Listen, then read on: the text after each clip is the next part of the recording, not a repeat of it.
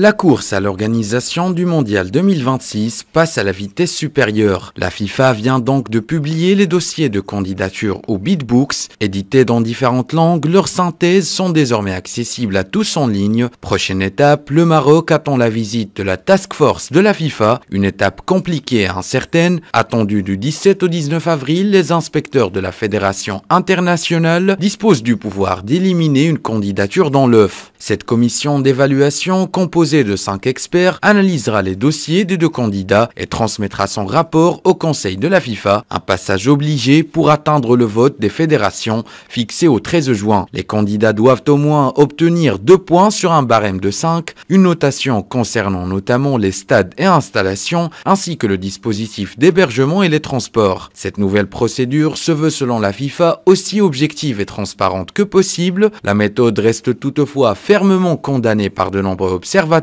Ahmad, président de la CAF, faisant partie des 37 membres du Conseil de la FIFA, s'est insurgé contre le pouvoir de cette task force, un pouvoir exorbitant qui lui donne le droit d'écarter un dossier avant la phase du vote. À l'heure actuelle, le Maroc dispose déjà du soutien de 49 des 54 fédérations africaines et 12 des 55 fédérations européennes. Malgré la concurrence, une dizaine des 45 voix américaines, dont celles de Cuba et de la Jamaïque, sont également espérées. De surplus, Maroc 2026 espère obtenir 3 des 11 voix océaniennes, dont celle de Tahiti, et une vingtaine de voix sur 46 en Asie. Une chose est sûre, le Maroc, fort du soutien de la CAF, défendra crânement ses chances et fera tout pour aller jusqu'au vote final.